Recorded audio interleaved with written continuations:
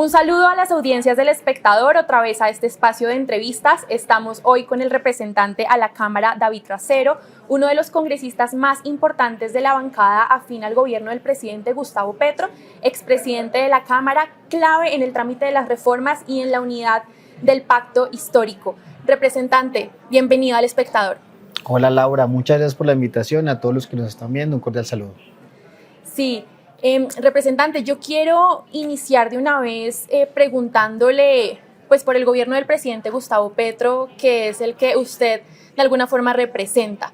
Se han rumorado que vengan posibles cambios en el gabinete ministerial que se sumen a los que ya se han venido dando, como la llegada de Laura Saravia al gobierno, a la Casa de Nariño específicamente, la salida también de otros funcionarios. Quisiera preguntarle usted cómo ve ese panorama y si cree que deberían haber más cambios en el gabinete. Yo lo veo muy positivo, Laura.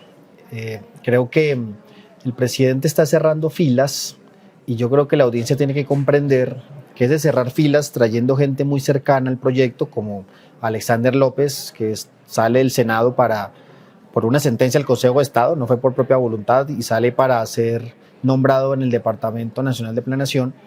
Obedece a la necesidad que tiene este gobierno de afinar la agenda de implementación de nuestro gobierno, lo que se aprobó en el Plan Nacional de Desarrollo, los compromisos de campaña y que es la agenda del cambio. Ya empezando ahorita casi el segundo tiempo de este gobierno, ya vamos a llegar a nuestro segundo año, es imperativo acelerar la ejecución. Y eso solamente se puede hacer con gente que comprenda el proyecto, que le duela a profundidad, que lo quiera, que haya comprendido el presidente porque ha trabajado con él años atrás, como el propio Alexander, y que esté comprometido con esta agenda de transformación. Así que yo lo veo de manera muy positiva. Te soy sincero, Laura, el pacto histórico lo venía promoviendo de tiempo atrás porque veíamos también esas limitaciones de algunos del gabinete. Eso sí, sin perder nunca la promesa de diálogo nacional, de acuerdo nacional, sobre todo porque las grandes transformaciones o reformas, o por lo menos lo conseguimos así, Laura, no son posibles si no se hacen bajo un proceso de diálogo y concertación. Estas reformas que estamos adelantando no son reformas para las próximas elecciones, sino son reformas para las próximas generaciones. Y solamente para que sean sostenibles tiene que ser en el marco de un consenso nacional con diferentes fuerzas políticas y económicas, y eso se hace ya en el diálogo con un gobierno comprometido, unos ministros comprometidos, un gabinete comprometido, dialogando con la sociedad civil y los demás actores políticos. Sí, usted menciona que sería ideal, si le entendí bien, que el presidente se rodeara de tal vez un gabinete mucho más cercano a su proyecto ideológico progresista. Sin embargo, han habido algunas críticas de la salida de algunas personas más técnicas, como la directora de Presupuesto de Hacienda o como el director de Planeación, Jorge Iván González. ¿Considera que la salida de técnicos, como lo han criticado algunos, mejor dicho, han salido técnicos y han entrado ese tipo de personas? Sí, varios comentarios. Lo primero, no hay que separar lo técnico de lo político, que creo que eso es una narrativa que se ha construido, decir que hay personas técnicas que no son para nada políticos, como si las decisiones dentro del Estado, en la política pública, no estuvieran mediadas por visiones de país, por concepciones, por valores previos, política en el sentido amplio de la palabra. Yo sí creo que lo técnico es altamente político. Y parte de lo que ha pretendido este gobierno es justamente generar procesos técnicos con una visión política de cambio. Por eso yo no sigo mucho esa narrativa de que pone por un lado técnicos como si estuvieran en unas burbujitas de cristal donde nada de lo político les toca, y como si lo técnico en el Estado fuera algo puro, objetivo, neutro, que no está viciado por cargas ideológicas de derecha, izquierda. No, todo tiene una visión.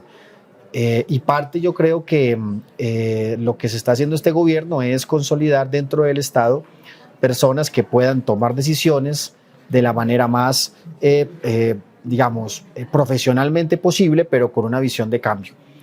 Por supuesto hay que reconocerle muchos de los que han aportado, desde Numa, del Ministerio de Hacienda, hasta Jorge Iván, profesor mío en la Universidad Nacional, y creo que todos ellos han dejado grandes enseñanzas, experiencias, paso por el Estado, y hay que reconocerles. Claro, el presidente Petro no se ha referido solamente como a estos altos cargos del Estado, como los ministros, sino también él lo ha dicho como mandos medios que no permiten que avancen los proyectos del Plan Nacional de Desarrollo, entre otros. ¿Cree también que es hora de que haya, digamos, como una renovación en ese sector y por qué no se ha dado? Sí, lo creo, pero combinando. Yo creo que, lo creo profundamente por convicción, que al Estado deben llegar personas comprometidas con su país, con su patria, con capacidades éticas invaluables, digamos, que no se haya duda en su marco, en su accionar, que no necesariamente tienen que tener una visión ideológica. Creo que podemos construir estados y sobre todo qué perspectiva de estados es la que se pretende construir cuando se invita a otros sectores a participar. Por ejemplo, yo creo mucho en el legado de Mandela, en la que construyó cuando llegó a la presidencia, en el que tenía toda la popularidad, toda la fuerza de la votación negra surafricana, y él, en vez de llegar a aislar a los blancos del gobierno, del poder, decidió construir con ellos, ¿no? Y creo que eso hay experiencias, hay películas que seguramente muchos de ustedes han visto. Invictus, por ejemplo, es una de las películas más reconocidas, donde él hace una apuesta de Estado diciendo: yo no quiero una Sudáfrica negra o blanca, quiero una Sudáfrica arcoíris, y en eso necesito a los blancos, pese a que nos persiguieron, nos atacaron, lo encarcelaron, pese a todo el apartheid, es con ustedes que queremos construir esta nueva Sudáfrica. Yo creo en eso, Laura. Yo creo que para sacar adelante este país se necesita de todos. Pero eso sí, ¿quién orienta la política? ¿Quién toma la decisión? ¿Quién tiene esa visión de sociedad? Que son los cargos directivos. Pues sí, deben haber personas que tengan la película clara. Creo que, es más, por sinceridad ante nuestro electorado, por sinceridad al país, para poder hacer acuerdos con el diferente necesitan personas que en verdad están muy convencidas, y sobre ese convencimiento se trabaja el diálogo nacional. Su importancia política radica, pues, en que usted es congresista y en esa interlocución que tiene desde el gobierno nacional también con el Congreso, y usted habla de los invitados a participar en el gobierno. Me gustaría hablarle de los partidos, si se quiere, tradicionales, que han participado y participaron al inicio siendo parte de la coalición de gobierno. De alguna forma, estos invitados a participar en el gobierno deberían apoyar las reformas en el Congreso. Sí, lastimosamente en Colombia no hemos madurado adecuadamente lo que significa la política o la acción de acuerdos políticos. Uno lo ve más claramente en países de Europa, digamos en regímenes parlamentarios, donde los partidos sí se ponen de acuerdo, en el marco de ellos escoger a quién va a ser el primer ministro, entre otras, y ese ponerse de acuerdo es sobre la mesa de cara al país en algunos puntos de agenda. Lo dicen, digamos, expresamente. Pueden ser partidos diferentes, pero van a decir: en esto nos ponemos de acuerdo y sobre esto podemos gobernar juntos. En esto no vamos a gobernar juntos, pero en esto sí. Creo que parte de la maduración de nuestro sistema político democrático es poder generar esos acuerdos abiertos al público de manera general, con responsabilidades políticas.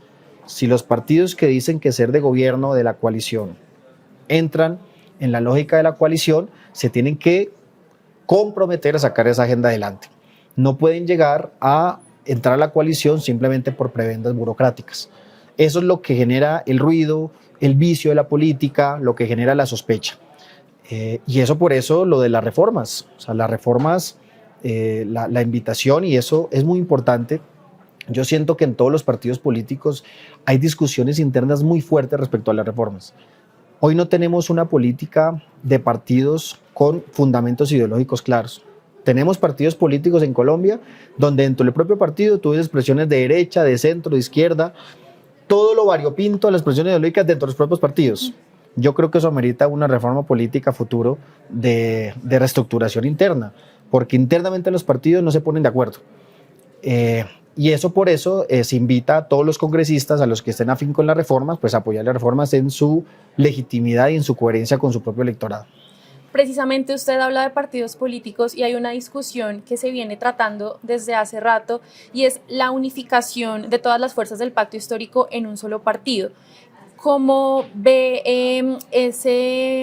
esa idea que se propuso en algún momento, no solo usted, sino también la senadora María José Pizarro? ¿Ya tiene más forma? ¿Hay posibilidad de que este año se unan esos partidos? Los partidos políticos son instrumentos y deben responder a momentos concretos de la historia. Yo, por ejemplo, me considero que soy más militante de valores y de apuestas de sociedad, más que de propias estructuras, a veces que encierran mucho, ¿sí? Hoy tenemos congresistas en todos los partidos políticos secuestrados por nuestros propios partidos. Y sobre todo, insisto, porque como los partidos no tienen identidades ideológicas, a veces es muy difuso y muy disperso encontrar esas visiones de sociedad en los propios congresistas. El pacto histórico tiene ese reto ahora, pasar de ser una amalgama de partidos pequeños de izquierda marginales, que en algún momento de la historia se acostumbró a ser marginal, a convertirse en un partido fuerte, progresista, que genere sostenibilidad al proyecto. Laura, nosotros no queremos ser flor de un solo día, ¿sí? Si queremos que esto tenga proyección a futuro y sostenibilidad, se necesita un partido fuerte que pueda competir de cara al 2026.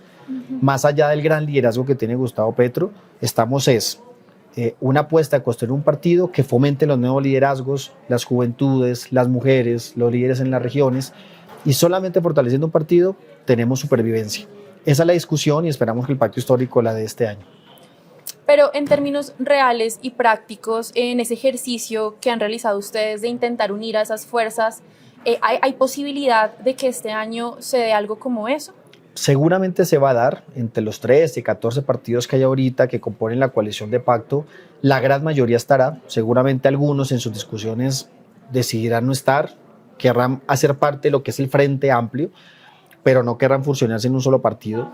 La discusión está abierta, soy muy optimista al respecto, creo que las mismas bases se están expresando al respecto sobre esa urgencia y necesidad, y sobre todo porque hay una necesidad concreta legal. Si no nos unimos, nos hundimos, ¿no? Y por eso ahí está la madurez política de un sector de la política en Colombia que por primera vez llegó al gobierno nacional, que ya se cansó de ser oposición eterna. Por ejemplo, parte de mi generación que ya ha sido gobierno, ya sabe que nuestro papel no es volver a esos momentos de una izquierda, insisto, pequeña, marginal, que se acostumbró a ser oposición. Nosotros queremos es gobernar, seguir gobernando este país. Lo ha dicho el presidente Petro, lo dice Francia, lo decimos abiertamente. El gobierno del cambio debe permanecer otro periodo más por lo menos. Y lo digo aquí abiertamente. Los procesos de cambio no solamente duran 4 años. Para que el cambio sea sostenible, amerita hasta una generación, varios procesos donde se pueda consolidar los procesos de transformación. Pues eso, ¿quién lo va a determinar? Pues los ciudadanos, ¿no? Y obviamente de aquí al 2026 tenemos que volvernos a ganar la confianza y aumentar la confianza en nosotros. Por lo que me dice, pues no todos los movimientos parecen estar convencidos de esta intención de unirse. ¿Cuáles son esos miedos, si se quiere, que tienen algunos de esos movimientos y tal vez se los han manifestado? Y aprovecho para preguntarle también si cree que hay liderazgos, pues porque usted lo menciona, de cara a 2026. Bueno, los liderazgos no se decretan, eso es lo que es comprender en política, que cuando se impone un liderazgo se termina marchitando los procesos, no se decretan. Líderes que son hoy, tal vez en 2 años, por alguna razón, terminan opacados. O personas que tú no ves en el radar, en 2 años puede que emerjan y florezcan, sobre todo en las dinámicas hoy que nos encontramos donde los outsiders o personas irreverentes pueden surgir. Y en eso tenemos que ser muy conscientes. ¿De qué se trata una estructura política, una organización política, un movimiento político? Es justamente de poder promover que esos liderazgos que están por ahí puedan emerger. La discusión está, cada partido tiene su especificidad.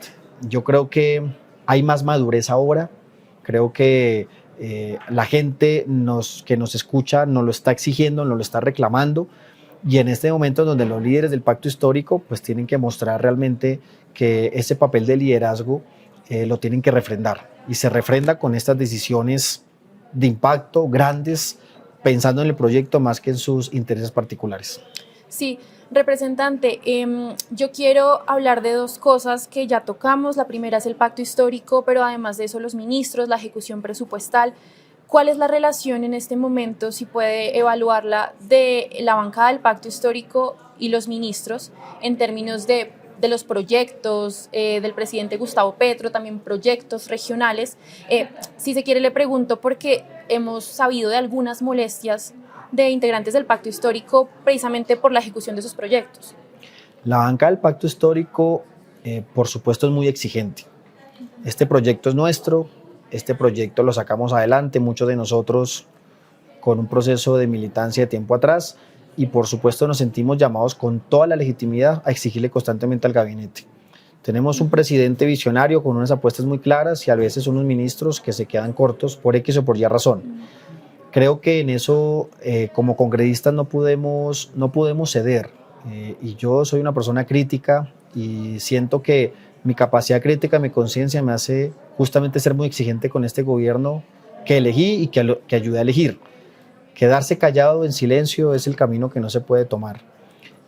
Pero también veo que este es un año de consolidación del gobierno, Laura. Creo que el año pasado se sembró mucho, se consolidó, la curva de aprendizaje ya se hizo, unos más que otros, por supuesto, y este año es para empezar a recoger, a recoger todo eso que se sembró, y tiene que ser así por el bien del gobierno, pero sobre todo por el bien del país. Por ejemplo, en materia de ejecución, todos sabemos que los ministros tienen que ejecutar más para poder reactivar la economía por medio de inversión estatal. Así que la bancada del Pacto Histórico no es una bancada acrítica, no es una bancada que solamente aplaude como foca, sino que también exige. Tenemos unos debates muy duros, fuertes, con ministros, y creo que todo eso se hace en función del país cuando se pone por delante. Como usted lo dice, la bancada del Pacto Histórico tiene unas solicitudes, pues puede ser también muy crítica, y en el Congreso pues ya hablábamos que se vienen unas reformas muy importantes.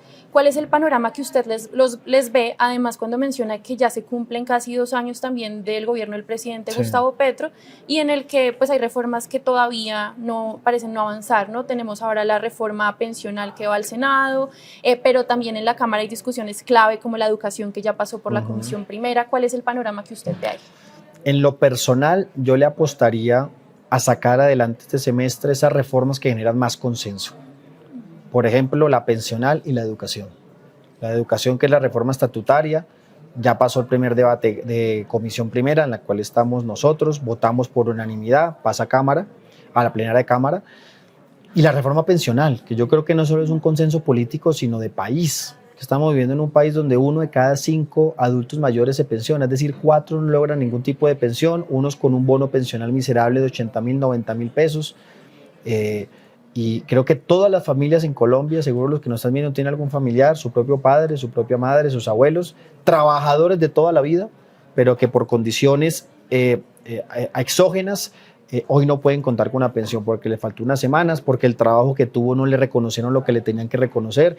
Algunos que se hicieron el cambio a los fondos privados de pensiones, que hoy ya se ha reconocido hasta por sentencias judiciales que fueron engañados. Es decir, tenemos un sistema pensional que después de 30 años no pensiona. Y este es el momento, después de hacer ese balance, de tomar decisiones. Creo que el debate de la reforma pensional se ha madurado. Tenemos todavía unas discusiones en cuanto al tema de los pilares, pero que sea el trámite. Es que ningún proyecto de ley que ha radicado el gobierno ha salido como lo radicó, y está bien, porque en el Congreso tienen que hacerse discusiones y hacerse los cambios. Yo empezaría por meterle más el acelerador a la reforma pensional. De pronto los datos macroeconómicos que tenemos hoy en día hace que demos un poquito de espera a la reforma laboral, ¿sí? Mientras que por supuesto podemos reactivar y se reactiva la inversión privada, que bajen las tasas de interés, que el Banco de la República pueda escuchar a todo el sector empresarial, a los bancos, al gobierno, y empiece a reducir más las tasas para así en esta senda de bajar la inflación podamos tener unas tasas de interés más bajas. Creo que eso que nos están pidiendo los empresarios hay que escucharlos, sí. Hay que escucharlos, y por eso la reforma laboral yo la tendría en remojo. Tenemos más tiempo, meterle la pensional, meterle la educación, y por supuesto seguir con el debate de salud, que ya el presidente Petro dice que va a empezar a implementar tal como lo permite la ley y la Constitución. Pero frente a esa expectativa de la que usted habla, es decir, ¿cree que hay dificultades para sacar adelante la reforma a la salud y la reforma laboral, que se puede decir que son las que están un poco más embolatadas en el Congreso? Siempre hay dificultades, pero te soy sincero, Laura, yo creo que a veces se hace más ruido en medios que lo que realmente ocurre dentro del Congreso, en el marco de las discusiones que se dan, ¿no? Respecto al tema de la reforma de la salud, nos demoramos bastante tiempo en la Cámara de Representantes para aprobar. Ya miraremos la sabiduría del Senado cómo lo tramitan, pero mira que la reforma pensional tuvo su discusión en Comisión Séptima de Pensiones, Fue el presidente del Senado, Iván Name, quien no quiso agendar la reforma pensional, la engavetó. Ya tenemos entendido que la agendó esta semana. Tiene que darse la oportunidad de la discusión. Nosotros sí decimos, Laura, que el país debe superar dentro del mundo de la política esas jugaditas a las que nos acostumbraron durante tanto tiempo, que demos el debate de frente, que el que se oponga, todo el argumento, todo el espacio, yo como cuando fui presidente de la Cámara, toda la oportunidad para que lo discutieran, pero al final se decide en votación, sin saboteos, sin fake news, sin mentiras, que eso pululan mucho, y más bien demos el debate con altura de manera democrática. Solo así nos vamos a poner de acuerdo, ¿no? Y en lo que no nos pongamos de acuerdo, votamos en franca lid y ahí podemos darle trámite a las reformas. Usted seguramente pues tiene una relación cercana con el presidente, no sé si habla seguido con el presidente Petro, pero pues él ha manifestado algunas preocupaciones no solo de cara a las reformas, a los proyectos del Plan Nacional de Desarrollo, sino también a su gobernabilidad. ¿Comparte con el presidente esa postura de que hay un plan de desestabilización contra el gobierno? Sí, pues es que eso es evidente, nosotros no denunciamos eso como sacándolo de la manga, ¿no? Constantemente cada cierto tiempo aparecen algunos voceros de la oposición que hablan de defenestrar al gobierno de Petro, no dejarlo terminar los 4 años, y no estamos hablando opiniones vagas, estamos hablando de senadores, representantes, estamos hablando de líderes, influenciadores de ellos. Entonces, nosotros tenemos unas experiencias internacionales que son reales de cómo se van propiciando estos tipos de golpes antidemocráticos para no dejar terminar al gobierno de turno, y eso es una constante. Nosotros tenemos unos sectores políticos que solamente les sirve la democracia cuando ganan ellos, ¿no? Y entonces que todavía no han comprendido que de eso se trata esos procesos, que se pierde o se gana en democracia, que la discusión continúa y que cada 4 años justamente el pueblo, que es el constituyente primario, el que refrenda o no una posición política. A eso les decimos a ellos, que se tranquilicen, que se calmen, que justamente el aniquilamiento de la democracia y la no tolerancia política es lo que nos ha llevado a la violencia. Y no, yo sí creo que en verdad puede haber por parte de algunos sectores, yo creo que minoritarios, yo creo que Colombia tiene unas instituciones, hasta gente derecha que respeta los juegos democráticos, pero hay otros que son muy radicales. Y lo sabemos, que han utilizado todas las formas de lucha en el pasado, que utilizaron el Estado para perseguir a opositores, a periodistas, entre otros. O sea, no nos lo inventamos, o sea, realmente muchos de nosotros somos hijos de esa persecución. Entonces, aquí el llamado es a respetar los juegos democráticos, a seguir la discusión, y ahí sí a convocar al pueblo. No hay que tenerle miedo a la movilización, Laura, hay que movilizarnos. Una sociedad movilizada es una sociedad más madura democráticamente. Miren lo que pasa en Europa, los granjeros saliendo a tomarse las calles porque están exigiendo ante esos gobiernos. Si lo hacemos en paz, creo que eso fortalece la discusión, la deliberación, y invita a los congresistas y al propio gobierno a tomar mejores decisiones en función de la gente, que son nuestros jefes. Sin embargo, la oposición ha mencionado que quizá la movilización podría ser una forma de presión, no solo en el caso de lo que ya vimos frente a la Corte Suprema, sino también frente al Congreso, que está tramitando en este caso las reformas. ¿Cree que puede ser una forma de ejercer presión frente a los demás poderes del Estado? Pues hay congresistas que creen que el sistema democrático solo es a pedir votos cada 4 años, y eso nos diferenciamos completamente de esa actitud. Los congresistas día tras día tenemos que estar justamente discutiendo, deliberando y votando de cara a la ciudadanía. Yo sé que hay una clase política que yo creo que por ellos mejor que no hubieran elecciones y que no hubiera democracia. No les gusta compartir con la gente, no les gusta escuchar a la gente. Cuando nosotros decimos que este es un gobierno popular, que tiene vocación de ser gobierno popular, lo que hacemos es no perder nunca el contacto con esa ciudadanía, ¿no? Y yo creo que la movilización pacífica es necesaria para fortalecer los procesos democráticos, que se exprese la gente, y movilización en sentido amplio. Movilización no es solamente la marcha o estar en la Plaza de Bolívar, movilizaciones que lo discutan en las universidades, en los hogares, en los bares, en cualquier parte, discutir la reforma de la educación, la reforma pensional, la reforma de la salud, qué tiene que decir la gente respecto a eso. Y eso genera un buen ambiente democrático. Creo que en eso es completamente sano y no hay que tenerle miedo a ello. Representante, además de eso, la oposición no solo menciona este tipo de supuestas presiones, sino que además dice tener mérito en algunas de sus denuncias, como en el caso tal vez de la suspensión del ex canciller Álvaro Leiva, bueno, que está suspendido por 3 meses por el caso de los pasaportes, pero además de eso, tal vez otras denuncias que se han visto en medios de comunicación, como también el caso de los viajes de la primera dama Verónica Alcocer, cosas que usted ha criticado en el pasado. ¿Cree que hay mérito en esas críticas? Primero, la oposición se ha movilizado varias veces en lo que llamamos de gobierno y se les ha respetado el derecho a la movilización. O sea, es completamente válido, ¿no? Y en ningún momento se ha utilizado la fuerza pública para atacarlos como en el pasado se hacían con la movilización que les iba en contra de ellos, ¿no? Y ahí es donde está un poco la diferencia. Cuando hablamos de cambio también tratamos de hablar de cambios del ejercicio de gobierno y esos ejemplos que tú sacas, ya lo que me corresponde a mí directamente, justamente ese es el sentido crítico que no perdemos. Yo tengo unas formas de pensar, unas concepciones, y si yo siento que este gobierno hace cosas contrarias a ello, tengo todo el derecho de manifestarlo y lo he expresado, ¿no?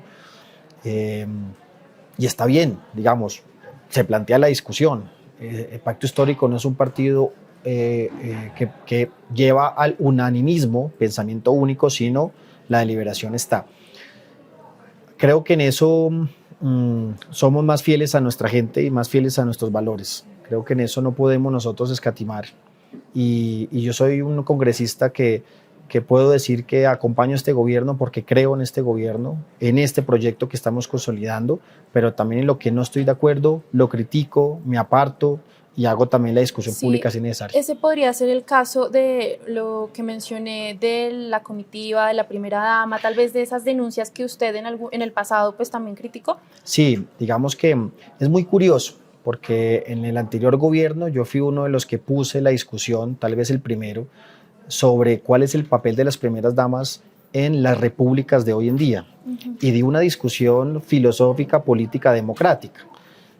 No es contra una persona en particular, no era contra la esposa de Duque en ese momento, como tampoco creo que la discusión debe ser ahora contra la persona Verónica, la esposa de Petro, por ser la esposa de Petro, que ahí es donde yo sí me diferencio. Algunos utilizan la discusión para atacar a la primera dama, no para atacar a la primera dama en la figura, sino para atacar a Verónica, porque hay que atacar a Gustavo Petro, y no hacen la discusión política detrás, que es la que nos interesa. La figura de primera dama es una figura obsoleta, anacrónica, ¿sí? Eso es un título nobiliario que viene por tradición hace mucho tiempo, que antes se aceptaba. O sea, que nadie cuestionó la primera dama de Gaviria, de Samper, de Pastrana, de Uribe, ¿no? Pues eso se da, pues, de Santos, se daba por dado. Ahora yo sí creo que hay una sociedad que está diciendo, vengan, esas figuras de primera damas, ¿para qué? ¿Por qué? Las mismas mujeres. Es que las mujeres ya no queremos ser las esposas de, no, somos las damas de, ahora somos nosotras las que queremos ser presidentas, somos nosotras las que queremos liderar. Y creo que eso es legítimo. Sí. Entonces, por eso yo hago un zoom out mucho más amplio y decir, más que criticar a una persona, que muchos caen en eso, es el concepto en sí mismo, y yo planteé esa discusión en el gobierno anterior y por supuesto la mantengo en este gobierno. Sí, representante, incluso usted también planteó la discusión acerca del servicio exterior y que fuera de carrera diplomática. El Espectador sacó hace poco un informe acerca del embajador en México, Moisés Ninco Daza, y la presunta malutilización de la sede diplomática en México, pero además de eso hay otros casos. ¿Cuál cree, mejor dicho, que debe ser el rumbo que debe tomar el país y este gobierno en el servicio exterior? Sí, al respecto, porque tiene que ser política de Estado, tramité un proyecto de ley que ya se aprobó en la Comisión Segunda de Cámara, pasa ahora a la plenaria, autoría mía, en acuerdo con algunos del Centro Democrático, que creo que ha sido un proyecto construido desde las diferencias, donde estamos trazando las líneas de lo que debería ser la carrera diplomática en nuestro país, el servicio diplomático, sobre todo porque la política exterior debe ser una política de Estado sostenida en el tiempo. no una política de gobierno que va cambiando al vaivén del presidente de turno. Lastimosamente en Colombia nosotros hemos tenido una tradición fuerte de política exterior. Brasil nos lleva años luz en eso y se ha prestado más bien para que se utilice la carrera diplomática para nombrar embajadores amigos o amigas del presidente sin ningún tipo de criterio. Entonces, hemos radicado ese proyecto de ley, Laura. Invito a seguirlo. Estamos en diálogo con sindicatos, con sindicatos de la Cancillería, con académicos, con la misma, obviamente, Cancillería, entre otros. Estamos puliéndolo. Todavía hay que mejorarle muchas cosas, cambiar. Nos han hecho muchas recomendaciones, por supuesto, muy abiertos a esa conversación. Pero lo que sí es cierto es que hay que mejorar esa carrera diplomática para tener mejores embajadores, mejores cónsules y sobre todo una política de Estado hacia afuera. El siglo XXI es un siglo en el cual no nos podemos encerrar, ¿no? Y nosotros a veces en Colombia tenemos una mirada muy interna hacia nosotros. Esta es la invitación de ese tipo de proyectos para pensarnos el lugar de Colombia en el mundo. Por último y muy corto, como interlocutor del gobierno, me habló también de acuerdo nacional. ¿Cuál es, si se quiere, como ese mensaje del gobierno hacia las diversas fuerzas políticas, pues de cara a la gobernabilidad, pero también al proyecto del presidente Petro? Yo creo que ahorita el acuerdo nacional ya, ese mensaje que había dado de manera general el presidente ya se está decantando. Yo creo que ese acuerdo nacional debe ser sobre puntos concretos. Uno es lo que se tramita en el Congreso. Hay unos acuerdos nacionales vía Congreso de la República, acuerdos políticos que recogen las expresiones ciudadanas, pero también hay otra faceta del acuerdo nacional que es sobre proyectos de ejecución y proyectos de transformación. Algo que ya está pasando en este momento, lo que llamamos Misión Guajira, que es un gran pacto entre el gobierno nacional del presidente Gustavo Petro con empresarios, los empresarios más importantes del país, Sí. Que han podido conciliar algunas agendas de impacto de transformación concreto para transformar la vida de La Guajira. Así que eso es lo que nos sirve. Si nos ponemos de acuerdo en cosas concretas para mejorar la vida de la gente, bienvenido sea. Yo creo que no hay que desistir.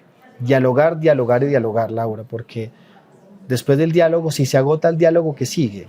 ¿Sí? Si nos perdemos la oportunidad de dialogar, ¿qué sigue? La violencia, y eso es lo que estamos completamente agotados.